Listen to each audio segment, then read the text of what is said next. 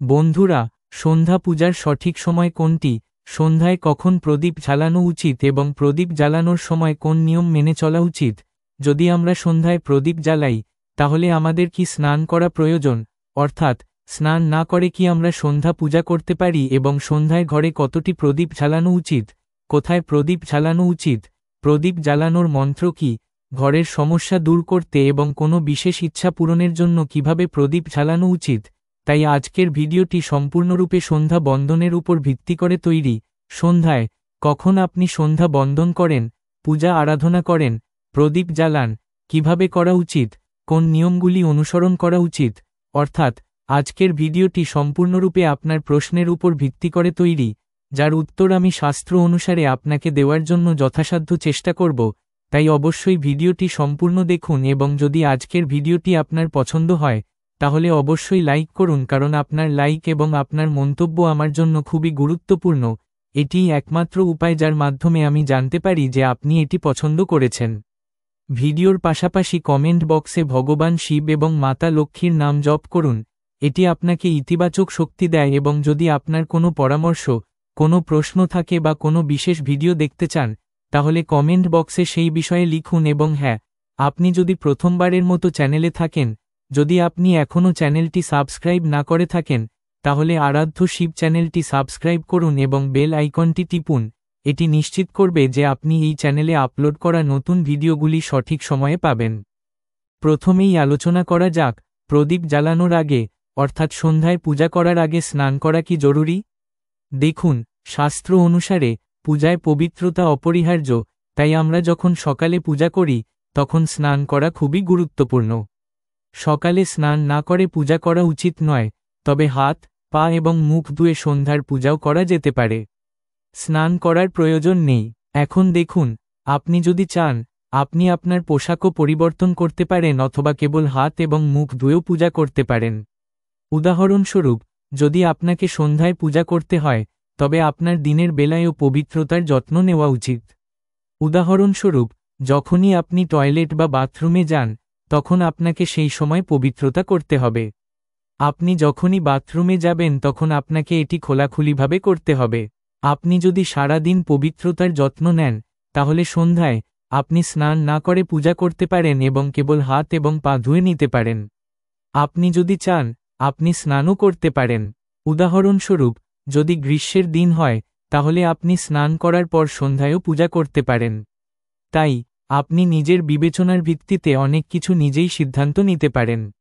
আপনার পরবর্তী প্রশ্ন হল, সন্ধ্যা পূজায় কোন সময়ে প্রদীপ জ্বালানো উচিত? তাহলে দেখুন, সন্ধ্যা পূজা করা উচিত বিকেল 5টার সময় হল প্রদোষকাল, অর্থাৎ যখন সূর্য অস্ত যায়, তখন আমাদের বাড়িতে সেই সময়ে প্রদীপ জ্বালানো উচিত। এখন যেমন আপনারা জিজ্ঞাসা করেন যে সন্ধ্যায় কোন সময়ে প্রদীপ জ্বালানো উচিত, তাহলে দেখুন, সন্ধ্যায় সূর্যাস্তের সময় প্রতিটি ঋতুতে ভিন্ন হয়।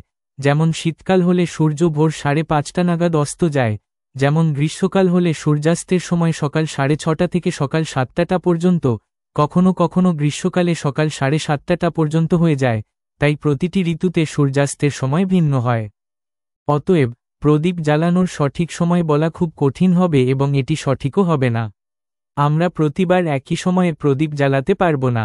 অতএব, সন্ধ্যার সময়টি মনে রাখবেন। যখন সন্ধ্যা হয়, অর্থাৎ যখন সূর্য অস্ত যায়, তখন আপনার ঘরে সেই সময় একটি প্রদীপ জ্বালানো উচিত। এবং এখন আসুন আপনার ঘরে কতগুলি প্রদীপ জ্বালানো উচিত সে সম্পর্কে কথা বলি। শাস্ত্র অনুসারে সন্ধ্যায় প্রতিদিন আপনার বাড়ির প্রধান প্রবেশপথে একটি প্রদীপ জ্বালাতে হবে। এর ফলে কি ঘটে তা হল, শাস্ত্র অনুসারে সন্ধ্যায় দেবী লক্ষ্মী এবং তার বোন দারিদ্র দুজনেই ভ্রমণের জন্য বেরিয়ে পড়েন। সুতরাং, মহালক্ষ্মী যে ঘরে প্রধান প্রবেশপথে প্রদীপ জ্বালান এবং যার ঘরে প্রধান প্রবেশপথে প্রদীপ জ্বালান না, সেই ঘরে দারিদ্র প্রবেশ করে। সুতরাং, মহালক্ষ্মী আপনার ঘরে প্রবেশ করার জন্য ঘরের প্রধান প্রবেশপথে একটি প্রদীপ জ্বালাতে হবে। এবং হ্যাঁ, সন্ধ্যায় ঘরের প্রধান প্রবেশপথে যে প্রদীপ জ্বালানো হয় তার অনেক উপকারিতা শাস্ত্রে উল্লেখ করা হয়েছে। শাস্ত্র অনুসারে সন্ধ্যায় প্রধান দরজা দিয়ে ঘরে কোনো ধরনের নেতিবাচক শক্তি প্রবেশ করে না। যদি আপনার বাড়িতে কোনো বাস্তু দোষ থাকে, তাহলে আপনি যদি প্রধান দরজায় প্রদীপ জ্বালান, তাহলে আপনি সকল ধরনের বাস্তু দোষ থেকে মুক্তি পাবেন। আর যদি আপনার বাড়িতে পিতৃদোষ থাকে যার কারণে আপনার বাড়িতে সমস্যা লেগেই থাকে, তাহলে বাড়ির প্রধান দরজায় প্রদীপ জ্বালালে ঘরের পিতৃদোষ দূর হয়। তাছাড়া যদি বাড়িতে কোনো ধরনের অশান্তি থাকে, অথবা আপনার বাড়িতে অনেক রোগ থাকে, ঝগড়া হয়, আর্থিক সংকট থাকে, তাহলে যদি আমরা বাড়ির প্রধান দরজায় প্রদীপ জ্বালাই, তাহলে আপনি সকল ধরনের সমস্যা এবং দুঃখ থেকে মুক্তি পাবেন। তাই বাড়ির প্রধান প্রবেশপথে একটি প্রদীপ জ্বালানো খুবই গুরুত্বপূর্ণ। শাস্ত্র অনুসারে বাড়ির প্রধান প্রবেশপথে একটি প্রদীপ থাকা উচিত। এবার দ্বিতীয় প্রদীপের কথা বলতে গেলে আপনার বাড়িতে তুলসী গাছের কাছে দ্বিতীয় প্রদীপ জ্বালানো উচিত।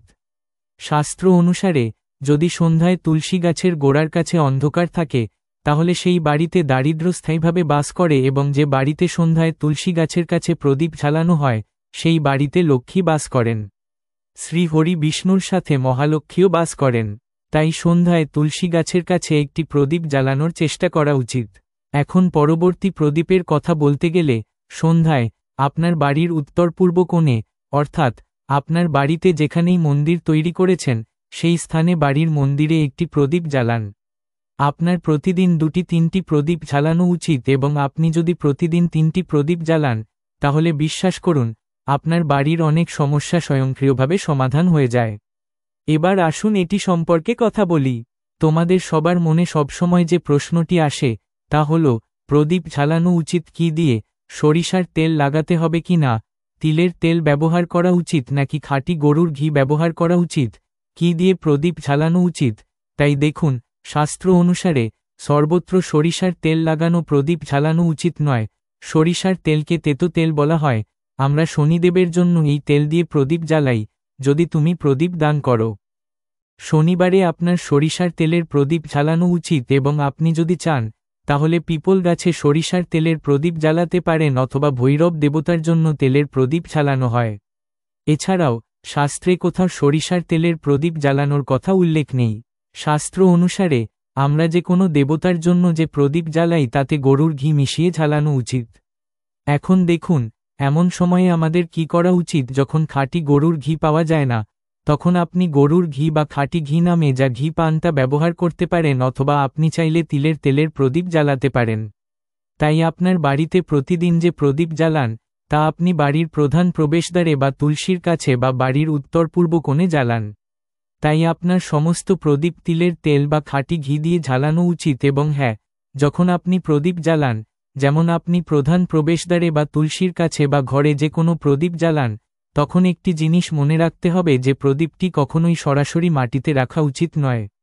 প্রতিদিন প্রদীপ স্থাপনের সময় আপনি চাইলে প্রদীপের নিচে কিছু চাল রাখতে পারেন, অথবা আপনি চাইলে কিছু ফুল রাখতে পারেন। এবং হ্যাঁ, যদি আপনি প্রদীপের নিচে চাল রাখেন তাহলে আপনাকে মনে রাখতে হবে যে চালটি অক্ষত থাকা উচিত, কারণ বিশ্বাস করা হয় যে আমরা যদি ভাঙা চাল পূজায় যে কোনো উপায়ে ব্যবহার করি, তা প্রদীপের নিচে রেখে হোক বা অক্ষত আকারে, তাহলে তা ঘরে দারিদ্র্য আনে। অতএব যদি আপনি প্রদীপের নিচে ভাত রাখেন তাহলে অবিকৃত ভাত থাকা উচিত। এবং অনেকেরই প্রশ্ন থাকে যে আমরা যদি প্রতিদিন প্রদীপের নিচে ভাত রাখি তাহলে পরের দিন সেই ভাত দিয়ে কি করা উচিত?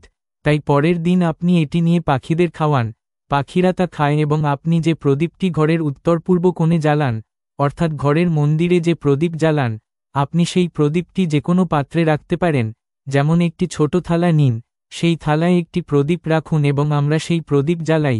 অর্থাৎ ঘরের মন্দিরে যে প্রদীপ জ্বালান আপনি যে কোনো পাত্রে রাখতে পারেন, তবে আপনার কোনো প্রদীপ সরাসরি মাটিতে রাখা উচিত নয়। এটি মনে রাখবেন। এবং আপনার পরবর্তী প্রশ্ন হল, সন্ধ্যার প্রার্থনা করার সময় কোন মন্ত্রটি জপ করা উচিত? প্রদীপ জ্বালানোর সময় প্রদীপ জ্বালানোর মন্ত্র কি? তাই দেখুন, আমি আপনাকে প্রদীপ জ্বালানোর মন্ত্রটি বলবো। যদি আপনি এটি জপ করতে পারেন তবে অবশ্যই জপ করুন। তবে যদি আপনি মন্ত্রটি জপ করতে না পারেন, তবে সন্ধ্যায় যখন আপনি প্রদীপ জ্বালান আপনি এই সময়ে যে কোনো মন্ত্র জপ করতে পারেন। যেমন আপনি চাইলে মাতা রানী কৃষ্ণ কানহাইয়ার যে কোনো মন্ত্র জপ করতে পারেন।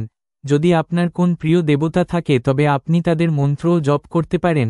দুর্গা চালিসা বা হনুমান চালিসা পাঠ করার সময় আপনি প্রদীপ জ্বালাতে পারেন। প্রদীপ জ্বালানোর জন্য কেবল মন্ত্র পাঠ করার প্রয়োজন নেই, আপনি যে কোনো মন্ত্র পাঠ করে প্রদীপ জ্বালাতে পারেন। আপনি সন্ধ্যা বন্দনা করতে পারেন, কারণ শাস্ত্রে বলা আছে যে নীরব থাকা অবস্থায় কখনো পূজা করা উচিত নয়। যে কোনো শুভ কাজ করা হয় তা কেবল মন্ত্র জপের মাধ্যমেই সম্পন্ন হয়, তাই জপ করা প্রয়োজন। আপনি যে কোনো মন্ত্র জপ করার সময় পূজা করতে পারেন। তুমি সন্ধ্যা বন্দন করতে পারো, কিন্তু আমি তোমাকে শাস্ত্র অনুসারে প্রদীপ জ্বালানোর মন্ত্রটি পড়ে শোনাব। মন্ত্রটি হল শুভম করতি কল্যাণ আরোগ্যম ধন সম্পদ শত্রু বুদ্ধি বিনাশয় দীপ জ্যোতি নমস্তুতে দীপ জ্যোতি পরম রুক্ষ দীপ জ্যোতির জনার্দন দীপ হর্ত মে পাপম সন্ধ্যা দীপ নমস্তুতে। বলা হয় যে প্রদীপ জ্বালানোর সময় এই মন্ত্রটি জপ করলে সকল ধরনের পাপ থেকে মুক্তি পাওয়া যায় এবং প্রদীপ দেবতা আমাদের জীবনে আলো নিয়ে আসেন। তাই এটা খুবই সহজ। যদি তোমরা নিয়মিত এই মন্ত্রটি পাঠ করো, তাহলে তোমরা অবশ্যই এটি মনে রাখবে এবং প্রদীপ জ্বালানোর সময় তোমরা এটি না দেখেও পড়তে পারবে। তোমরা চাইলে এটি একটি কাগজে লিখে ঘরের মন্দিরে রাখতে পারো যেখানে প্রদীপ জ্বালাতে হবে। তাই যখন তোমরা প্রদীপ জ্বালাবে, তখন তোমরা এটি দেখে পড়তে পারো এবং কয়েকদিনের মধ্যেই তোমাদের মনে থাকবে। তাই আজকের ভিডিওটিতে আমি তোমাদের সাথে সন্ধ্যা পূজা এবং সন্ধ্যায় প্রদীপ দান সম্পর্কিত সম্পূর্ণ তথ্য শেয়ার করেছি। আশা করি ভিডিওটি আপনাদের ভালো লাগবে, আপনাদের কাজে লাগবে। এছাড়াও যদি আপনাদের কোন প্রশ্ন থাকে, তাহলে কমেন্ট বক্সে লিখুন এবং ভিডিওটি আপনাদের কেমন লেগেছে তা কমেন্ট বক্সে লিখে জানান। এই ভুলগুলো ঘরে অর্থের অভাব তৈরি করে। শীঘ্রই এই বাস্তু টিপসগুলো গ্রহণ করুন। 1 নম্বর, ঘরে একটি তুলসী গাছ এবং একটি ডালিম গাছ থাকা উচিত। দুটোই অত্যন্ত শুভ। তুলসী হল মাতা জগদম্বার রূপ। যখনই তুলসী শুকিয়ে যায়, সাবধান থাকুন। এটি দুর্যোগ এবং সম্পদ ধ্বংসের প্রতীক। 2 নম্বর, যদি কোনো জমির উত্তর পূর্ব কোণ কেটে ফেলা হয়, তাহলে তা একেবারেই কিনবেন না। এমন বাড়িতে বসবাসকারী লোকেরা দারিদ্র্যের শিকার হন। একইভাবে যদি শৌচাগার উত্তর পূর্ব দিকে অবস্থিত হয়, তবে এটি দারিদ্র্য এবং রোগকেও আমন্ত্রণ জানায়।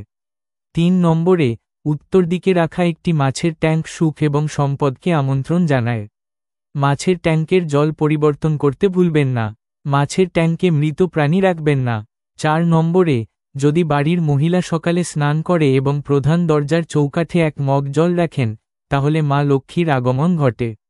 আপনার মা বা স্ত্রীর সাথে ঝগড়া, বিশেষ করে শুক্রবার বা সোমবার, আর্থিক সমস্যা নিয়ে আসে। 5 নম্বরে, প্রতি অমাবস্যায় বাড়ির সমস্ত অপ্রয়োজনীয় জিনিসপত্র বিক্রি করুন বা ফেলে দিন। এটি ঘরে শান্তি এবং সুখ নিশ্চিত করে এবং আপনাকে আর্থিকভাবে সক্ষম করে তোলে। অমাবস্যায় কোনো নতুন জিনিস বা পোশাক কেনা এড়ানো উচিত।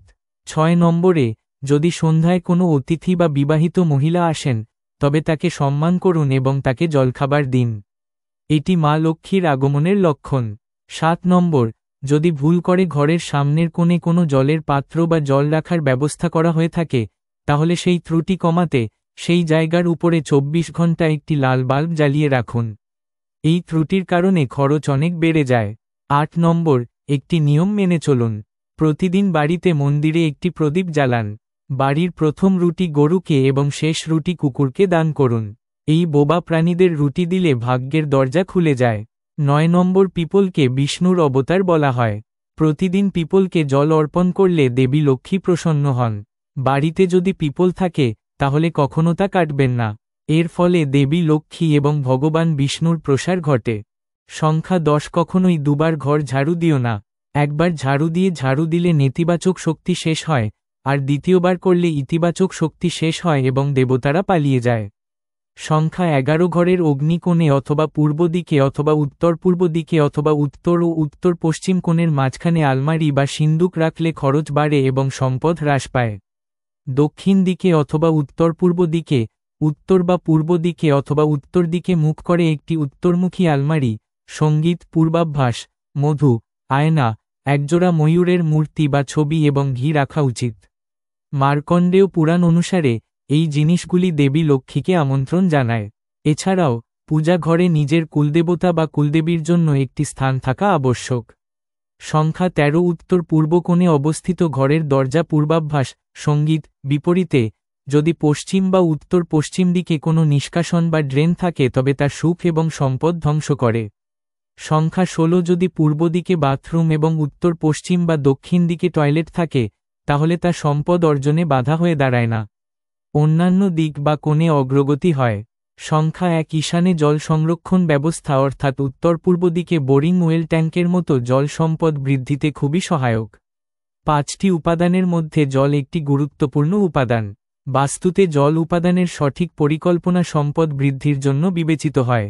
সংখ্যা 18 যদি আপনি কোনো মন্দিরের উঠোনে কোনো মুদ্রা বা ফুল পড়ে থাকতে দেখেন, তাহলে এটি একটি লাল কাপড়ে বেঁধে রাখুন। এটি আপনার পূজা ঘরে বা টাকার জায়গায় লাল কাপড়ে রাখুন। এটি ভগবানের আশীর্বাদ হিসাবে বিবেচিত হয় এবং হঠাৎ সম্পদ লাভ করে। সংখ্যা 19 বাস্তু বেদ মূলধারা বেদ এড়িয়ে চলুন। মূলধারা বা বাস্তুর সামনে একটি স্তম্ভ, দেয়াল, গাছ বা সিঁড়ি থাকা বেদ। এটি ইতিবাচক শক্তিকে বাধা দেয় এবং সম্পদ এবং অগ্রগতিতে বাধা হয়ে দাঁড়ায়। সংখ্যা 20 দক্ষিণ পূর্ব কোণে রান্নাঘর, উত্তর পূর্ব কোণে পূজা ঘর এবং উত্তর পূর্ব কোণে মাস্টার শয়নকক্ষ খুবই শুভ। সুখ, সম্পদ এবং ঐশ্বর্যের ক্রমশ অগ্রগতি হচ্ছে। তথ্যটি ভালো লাগলে ভিডিওটি লাইক এবং শেয়ার করুন এবং চ্যানেলটি সাবস্ক্রাইব করুন।